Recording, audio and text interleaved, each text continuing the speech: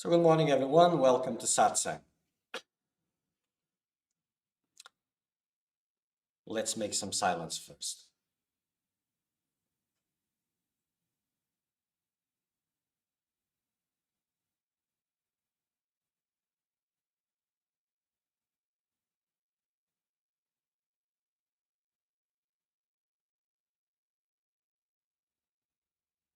May I find wisdom enough to use this life in the best way possible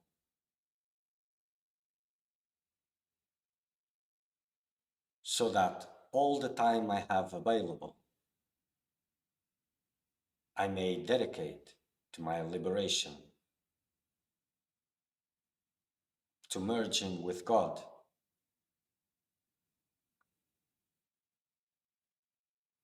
May I be blessed with wisdom so that I can do this more and more.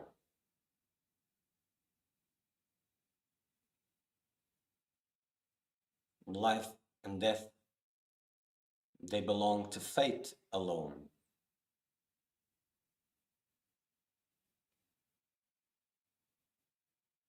Time is an opportunity.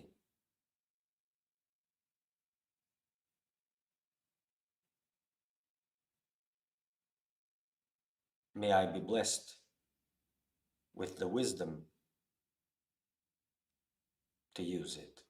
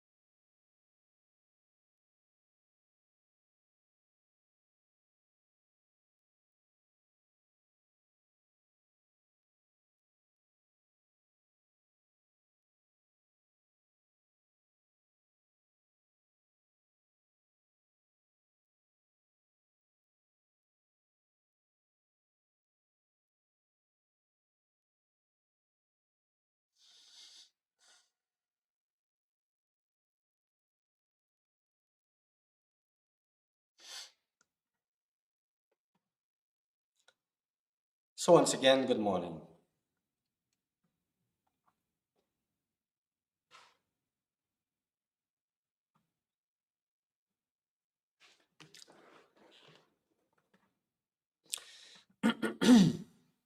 Just reminding everyone that we use WhatsApp as a means of communication. The number appears on the comments. You can send your questions, it comes directly to me.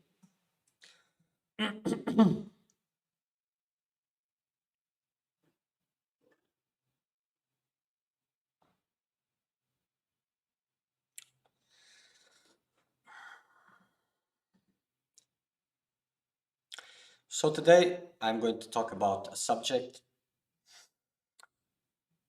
because of a question I've received, and I'm going to talk about it in a more broader way than the question is asking. I'll read the question, maybe not, depends, but so if you're on the quest for freedom, either for a long time or if you're beginning now, understand that time is that which you have of most important. Time and the way you use it. Whatever time you're using aligned with your liberation process, it is time that you are using well, that it will help you, that it will make it possible sooner, whatever that means. And the time you're not using specifically for your liberation, it is time that you are using against your liberation.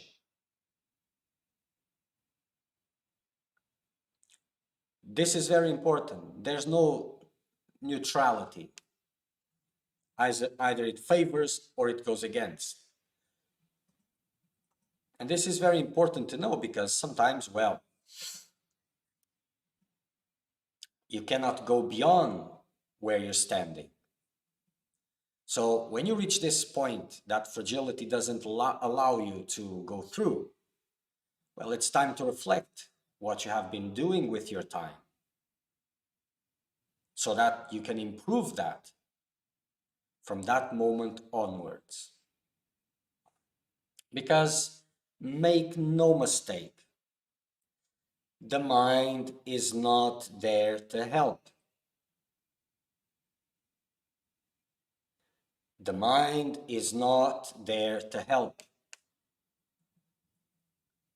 And in a certain instance, that which appears to be helping, all your logic, when it wants to facilitate something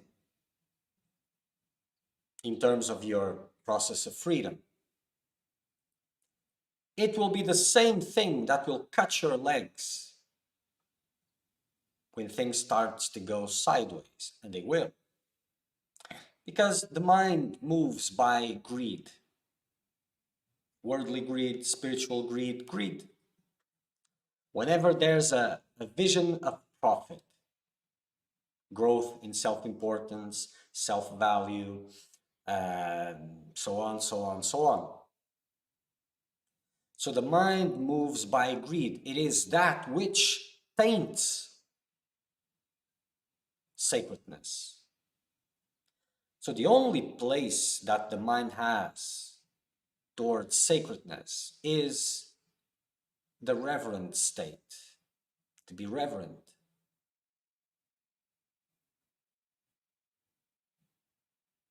To acknowledge its own insignificance.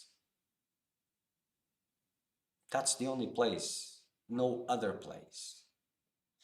And the majority of you trust too much or exclusively in your mental logic, evaluating this and that, trying to reasoning this and that, without realizing that it's like if you were in a battle and you are trying to derive strategies to conquer your enemy, the one who sits on the opposite side of the field. And for doing so, you would ask advices from the generals of the enemy army. And they would be the guides, the the mind, the architects of your strategy to win the war. And of course, you would lose it. So it is the same as you're using your logic. It doesn't matter if you think you're smart, if you think you're dumb, it doesn't matter. Everything gets sophisticated. So your mind gets a little bit sophisticated and you think you're wise. Your illusion is adapting. So everything become the mechanisms that were more simple and where's the word in English for this? Grotesque, not grotesque in a sense, but too visible. They become more complex, more sophisticated, more masked. So it doesn't matter. It just makes it more and more difficult. And whatever is helping you from the mind, understand it is greed.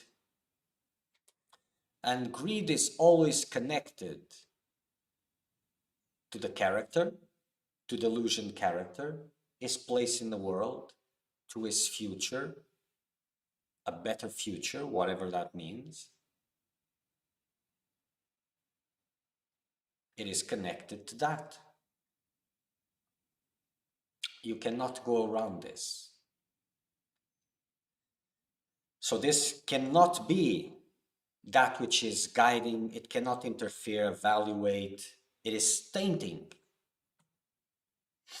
It is hijacking the real spiritual process, the life of the process, and trying to replace it.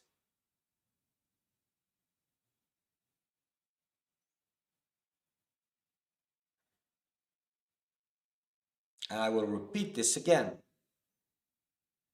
If you're trusting your mind to do what you think it's right,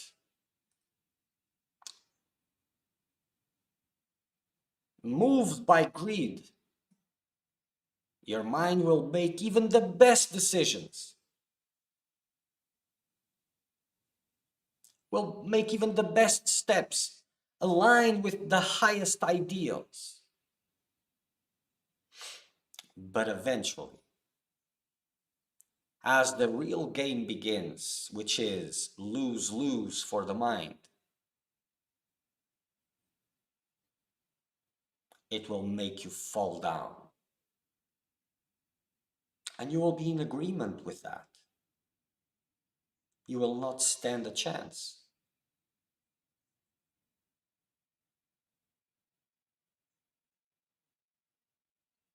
At any given moment is the moment to start to abide by that. But you cannot do this intermitting abidance. It doesn't work. I surrender when it's convenient, then I take control when it's convenient. It doesn't work like that.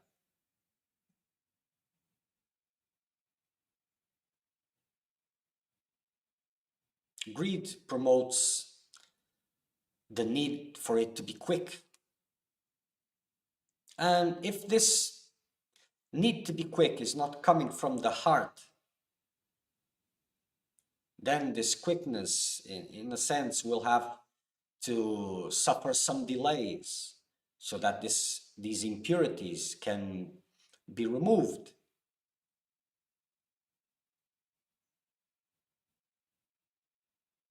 So abiding by the highest is good, even by the wrong reasons. But eventually you have to stick to this. But if you're trusting your mind to do it, you will fall down when it becomes really, really serious. And even knowing what's the right, what's the highest, you will not find the strength to do it because identification is there. So it will be your will, your desires, not the mind versus heart, and you will fall down. It's a guarantee. In the case that the mind has reached a point, you have reached a point, the whole of it, which is not you, but in terms of what we are talking, that it is known what's the highest. And that is very difficult. Don't imagine that's an easy thing. Everybody thinks they know what the highest is, but that's not so easy. Because most of the times the mind will just twist, divert to choices that don't threaten the pre-established illusion.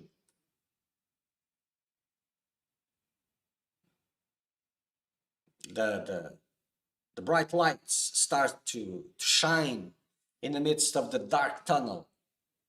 Oh, light is there. It's usually a train. It glows, it catches your attention. These are the strategies of the mind when they are diverting, because make no mistake, the life of that character is suffering based.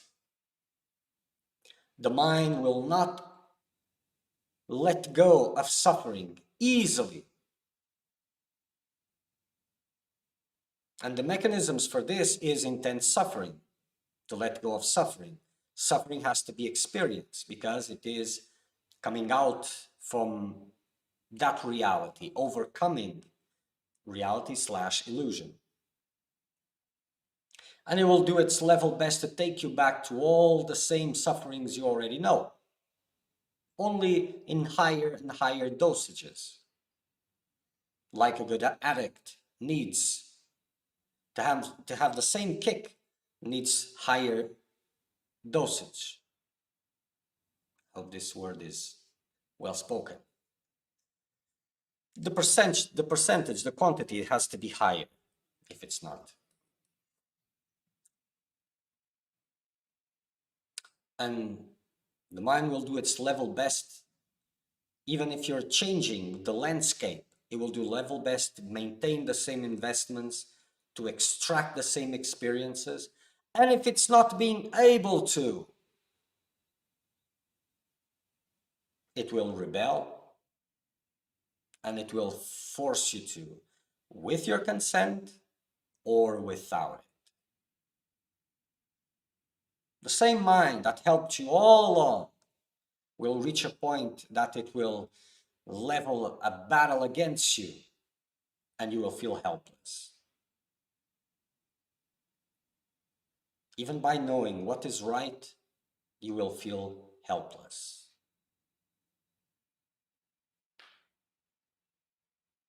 But even at this level, whatever fragilities are there, they are like a muscle. If you stimulate them, if you worked it, it will become strong. So even at that level, there's always opportunity. But at that, if you reach that level, it means that you have wasted many opportunities. So it will be more difficult to embrace them at this level, but still possible. And for the seeker of truth, that's the only thing which is needed.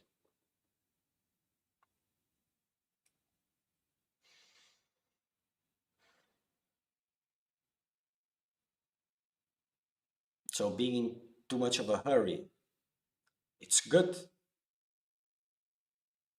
But the one who is in much of a hurry also has to be prepared to wait. Not because of him,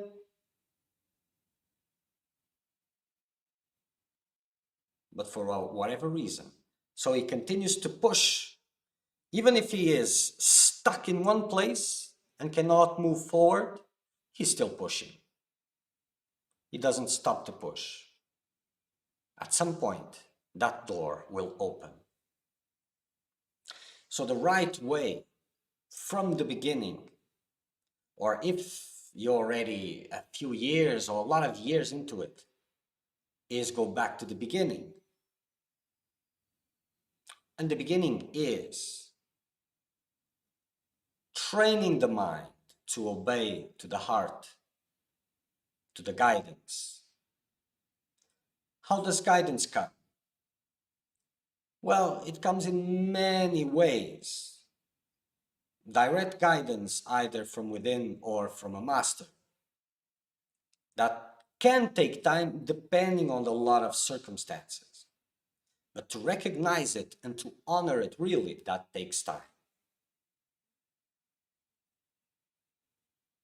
But you have insights, you have a lot of things. And of course, it's kindergarten. But if you honor those little things that you already know, it will make it possible for higher things to come. If you don't honor them, what's the point of something else coming? So the mind, for the seeker of truth, is a vessel, that which receives guidance. It's like an altar, which is there, kept pure, kept silence, until I'm graced by instruction, by direction. And when I'm graced by it, I honor it immediately, no matter what the cost is.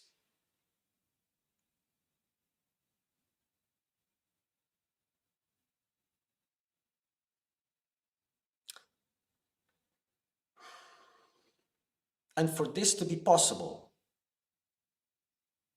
and especially at this level, meditation has to be the central pillar of it. Because a normal mind, okay, you have the calling for liberation, it is pulling, but the normal mind is like a public toilet after 50 big parties that nobody cleaned inside. How will you receive anything of value or be able to honor it? So first, start a fire, a cleansing fire. That will enable you to reach higher grounds, to purge a lot of impurities, making you more suitable. So this is where you'll focus your work. Instead of, oh, should I do this? Should I do that? It doesn't matter which meditation technique, the one that you got. You got where?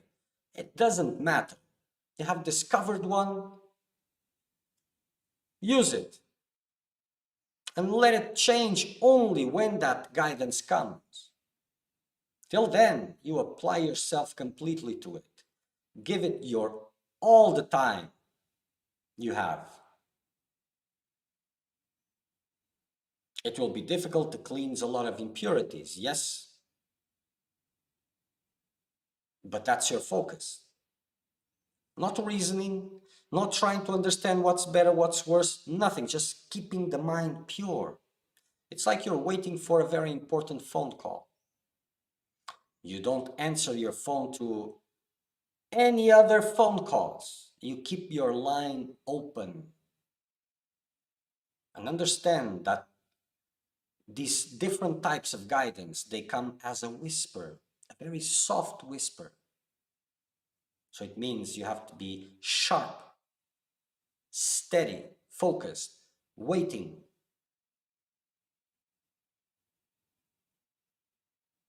And when it comes, you have to honor it. And usually it's not easy, because guidance comes to challenge that which is pre-established, to make you, to force you to choose between the force of liberation and attachments, present attachments. present concepts, ideas. If you're following your mind, if the mind is in front, you will follow what's logical for you, what makes sense to you. And that's only because of your vision of the world and yourself. That means you're trying to track the path of liberation through your concepts, the pillars of your illusion. It doesn't work. Because it's not about finding the right concepts. It's about liberating yourself from all concepts.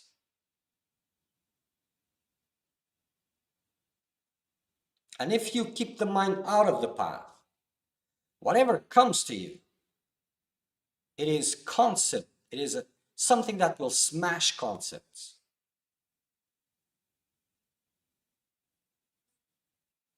Through the logic, you seek the highest of the highest to solve the problem.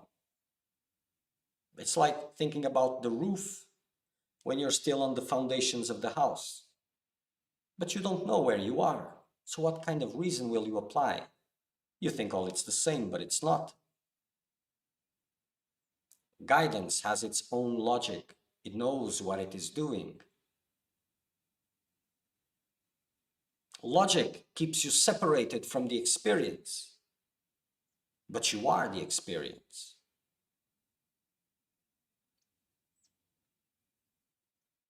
Your logic can only learn during the process. And when the process it's at the right speed,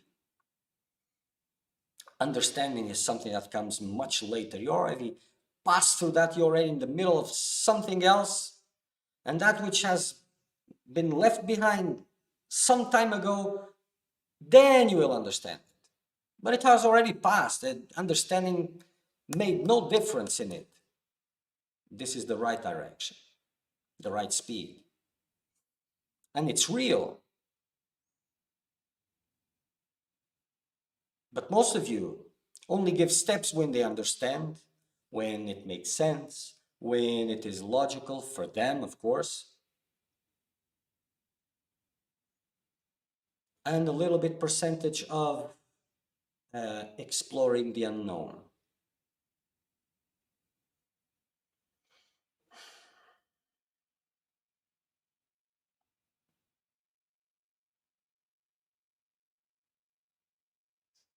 There's nothing to judge, nothing to evaluate. There's just learning by seeing, by going through things. And guidance push you into different circumstances. And after going through them in the right way, meaning according to the guidance given, then you can understand. But like I said, no point, no need. It's just a side effect.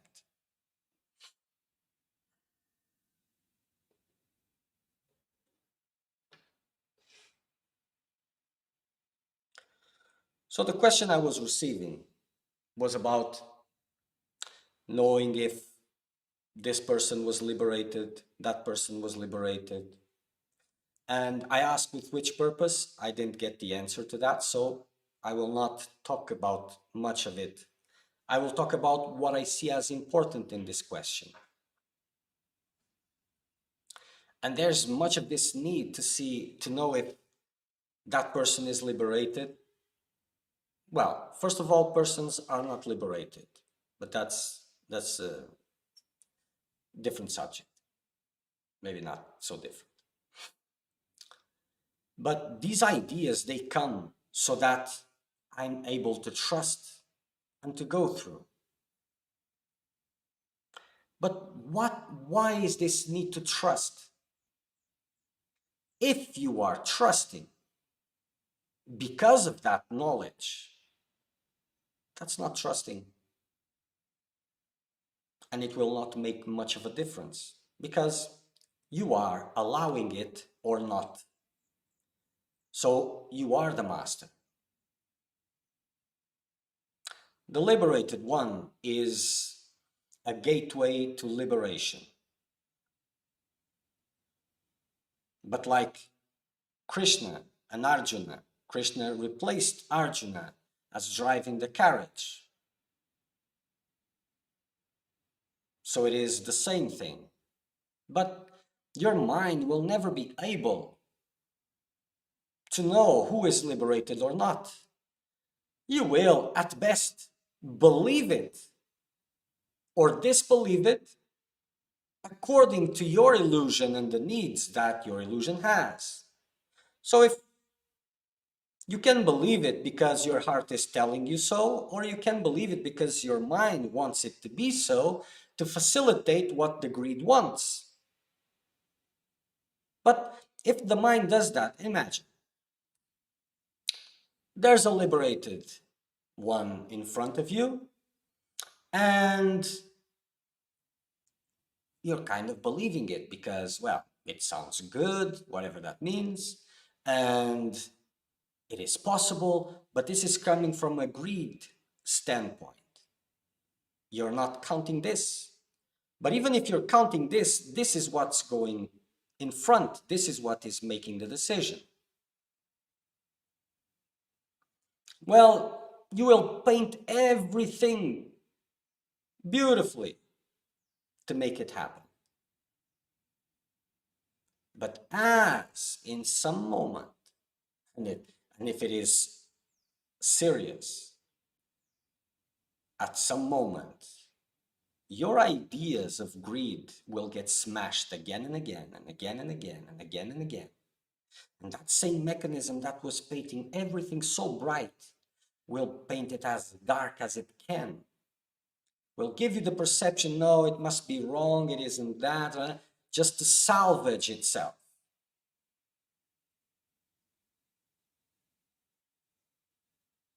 And it is a liberated one which is there. But that doesn't make a difference for you. Because you have been deciding all along. And when things get rough, and they have to get rough, you will see and choose otherwise, opposite to it. This is why you cannot trust it. At least one of the reasons why. And the same, it's not a liberated one, but you're liking the speech, you're liking all the things, blah, blah, blah, and you want to believe that it is. And you will paint everything to be. Usually in these senses, well, I'm not going to go on that road.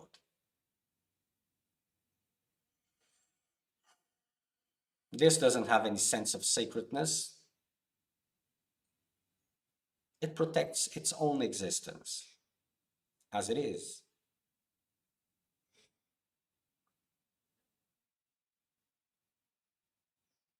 But if you start with an intense meditation practice and you keep on intensifying it, no need anything else, and you shift the balance of investment in your worldly surroundings. First envision to change those surroundings to something which is more suitable, or reduce it to the level that it just supports the possibility to be more time meditating. And it's like preparing yourself, making yourself suitable for guidance, preparing yourself to be able to honor it because it's difficult. And when it comes in a very subtle way, honor it. It doesn't matter if you're understanding right, it doesn't matter if you're understanding wrong. It matters is if you're being honest. Because all those mechanisms will improve if honesty is there. And it will be real. And it will grow. And eventually you will reach this level that mind is not in charge anymore. It is just something that executes if it's something to be executed. It's not evaluating or judging. It's actually doing the opposite, staying still, not involving, not evaluating, not judging. It is cutting from the root these sanskars, judgments, evaluatings, everything that strengthens individuality, illusion. It becomes just an expression of guidance, an instrument of God.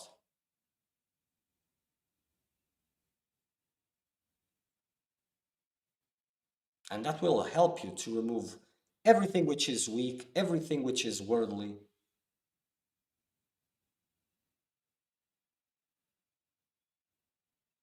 so that liberation is possible.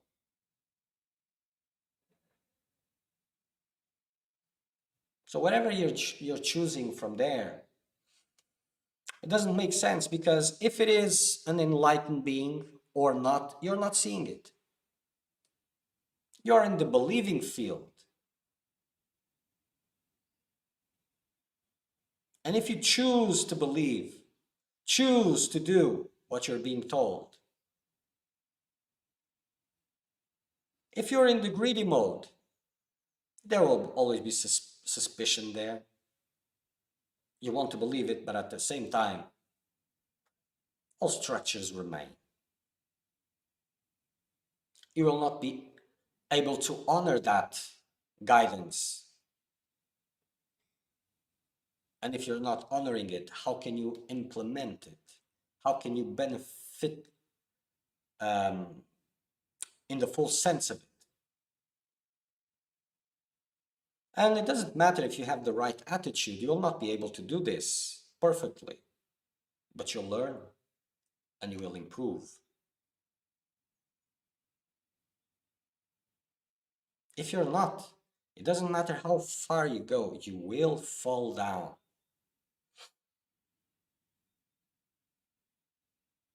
Knowingly, unknowingly, you will fall down. Eventually, or either you quit, or you will accept something lesser than freedom, and you'll give in to that because the mind is telling you that it's not possible, or it is telling that it's not real, or it's telling you, oh, that's some weakness in your mind. It doesn't matter what it says, it matters only the results. And this is a very good way to see it. And the results, either they are bringing you closer to liberation, not liberation, factual liberation, but more aligned to that which is conducive to liberation. This you can see. Or it is sending you in an opposite direction.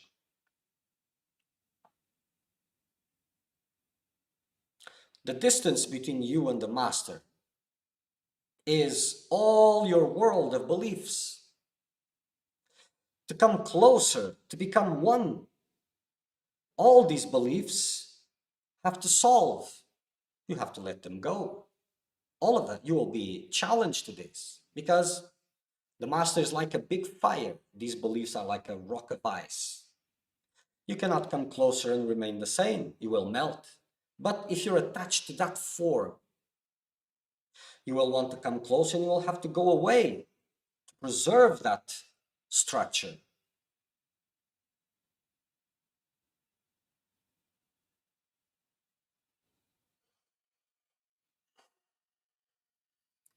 So your logic may take you up to a point, but it will break you in the end. Either by quitting, or even to close you in a castle. This happens a lot also. A castle of the know-all. And in this castle, nothing can get inside. And when you don't understand that it's your interest, So the mind has the ability to blind itself. And you at the same time, because of identification.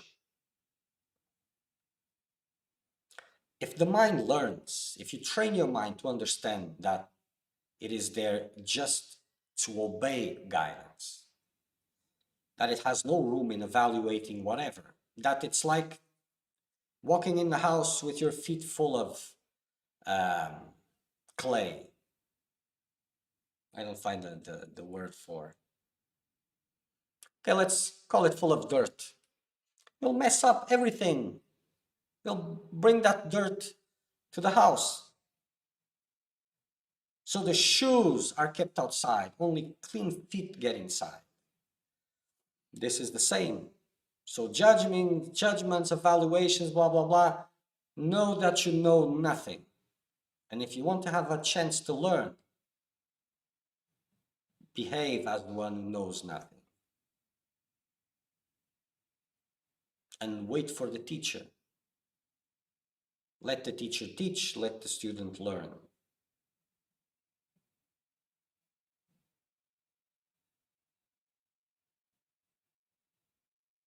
It doesn't matter if that master is acknowledged by everyone or if it's not. It doesn't matter if that is the highest philosophy or it is not. It matters what you need now, according to the level that you are, not the level that you think you are. And these levels are not absolute. Sometimes you evolve in certain areas and you reach highest part of that evolution, but you're still an infant at other parts. And you don't need to worry about this. You just need to perfect your discipleship. Means the one who is surrendered in the quest for truth. As you perfect this and you embrace guidance that comes to you, guidance is intelligent and will work what needs to be worked. You don't know what's possible and you don't know what's impossible. You have many concepts of what is possible and many concepts of what is impossible. And if you stand on the way, these concepts that you're cherishing, they will be absolute. If you get out of the way, your concepts will be nothing in terms of what's possible and what's not possible. And if it's coming to you, it is possible. It's not immediately reachable. You have to work for it, but it is possible. Because what guidance presents you, and as it is increasing with time, as you are going through the smallest challenges, they will increase because it is transporting you to something which is very far away from your perception, from your reality. So you will not understand it. You will not be prepared for it. But if you trust, if you're surrendered, if guidance is coming in, mind is there to execute it, then it will be possible. It will happen for you.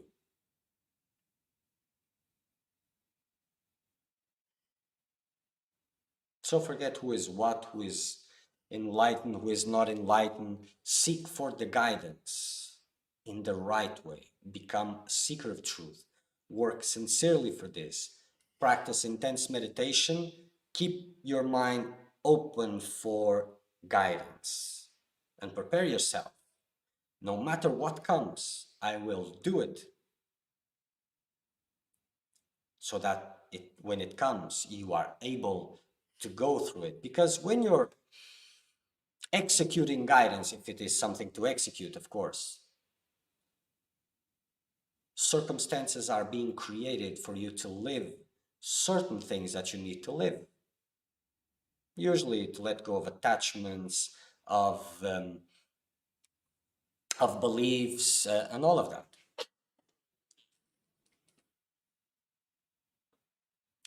And there's many examples of this.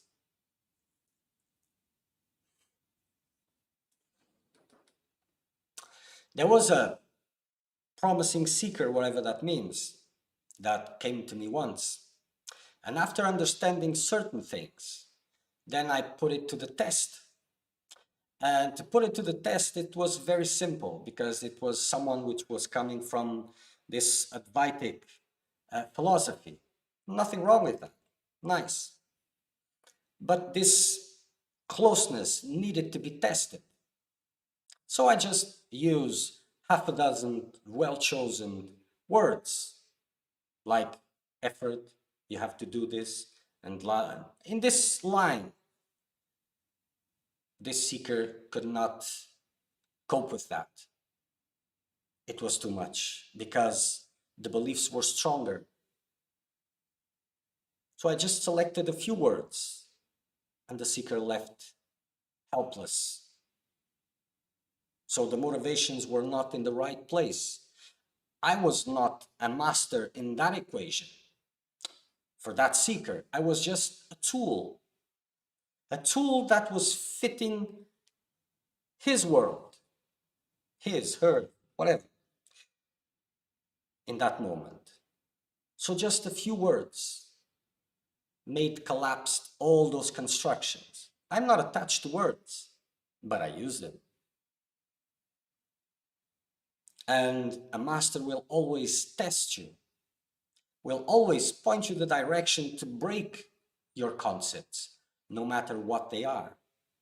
It doesn't matter if it is aligned with the highest philosophy. If it is a concept, it is illusion prone as anything else.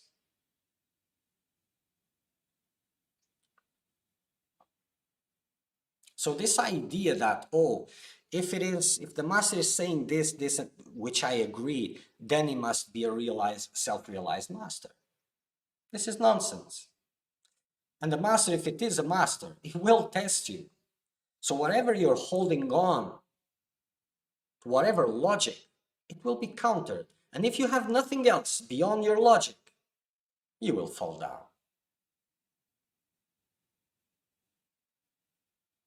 And for you to be evaluating a master, well, you must be sitting in a high place to do that. And that place is unsuitable for a seeker of truth.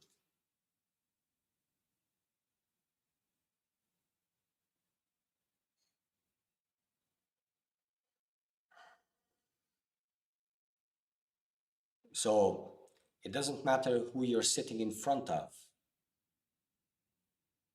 It's not the mind that has a say in that. It's your heart.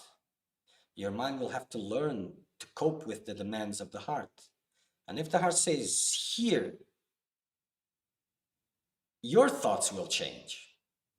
If greed is there and it is possible, it will embrace that, will love that master, it will venerate that master and all of that. But eventually, as the master starts to put your world on fire, it will hate the master, it will curse the master. Oh, it cannot be a master because he's putting me through all of this. You cannot trust your mind. So the only sure way, and it's not an easy way, of course not, is to listen to the heart. What is the heart pointing? And for this, it's not just a normal mind that does this. It has to be kept in the fire of meditation. Cleans. And usually, the voice of guidance or the voice of the master inside, it whispers. You have to be paying a lot of attention. And immediately after you get that, I would say listening, but it can be many other ways. The mind will jump at it to destroy it so that nothing is left there, because it will threaten the world that it is important.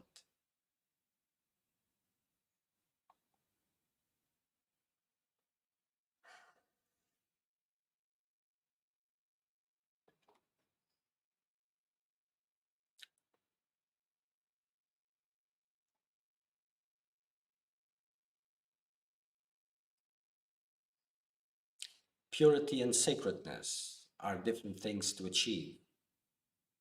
They demand a lot of work, a lot of sacrifice.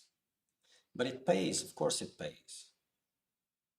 Because for those who have the calling, that is the way to make sure that you're walking in the right direction and that you keep on walking.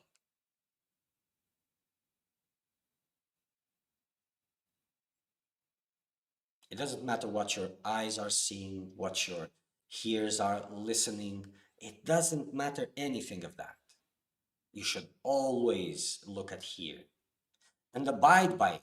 Many of you have this clear vision of what this wants, but still have doubts because, well, the mind wants something else, and it's difficult because you're identified with the mind, you're pleasure seeking driven, and not understanding that that is suffering, that you're driven by suffering, but that's a different subject.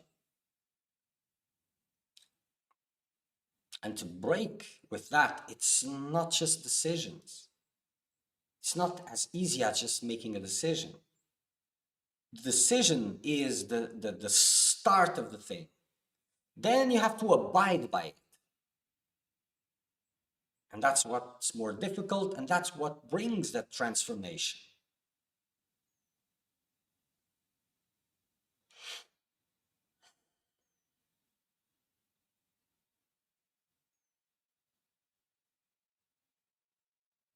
So learn to always look at your heart to see things.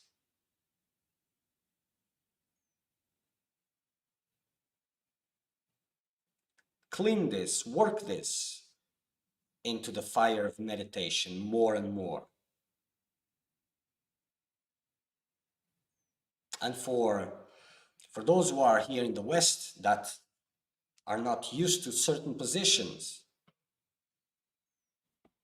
meditate in a chair because the floor will be too uncomfortable and you will be fighting with your body instead of going beyond that. So you will have limitations that there's no point fighting with them.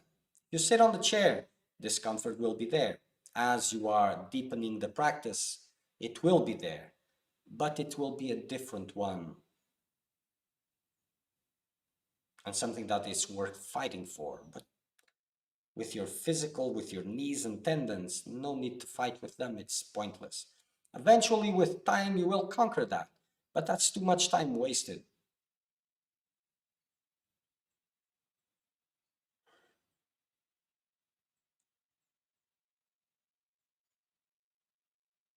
This is why I always say, make it real for you. If it's through here, it's not real.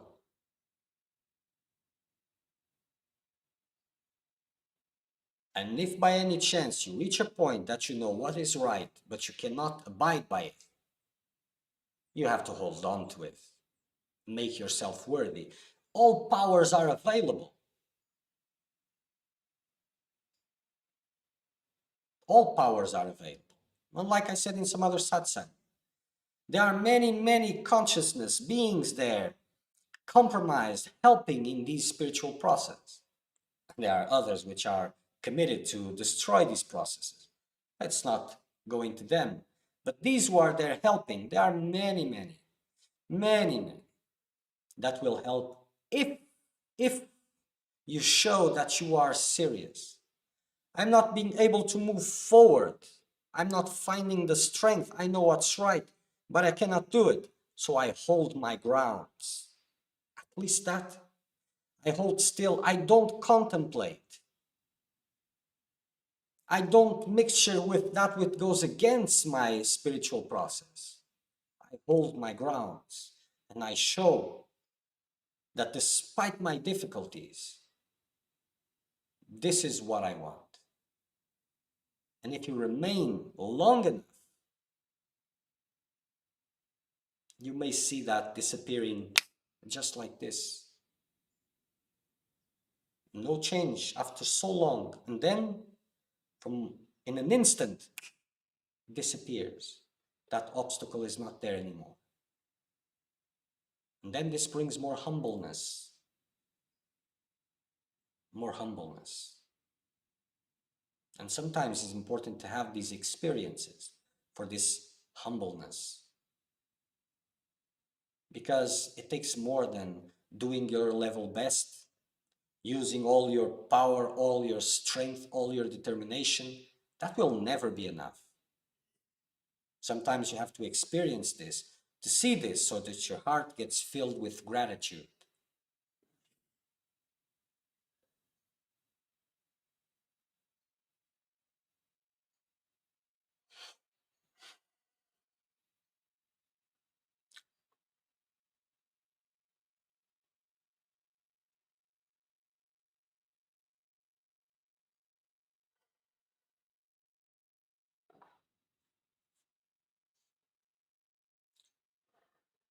Okay. So for today, that's all. Next satsang will be Wednesday, 9:30 in the morning, Brazilian time, UTC -3. Till then, make the best use of your time. Make it real.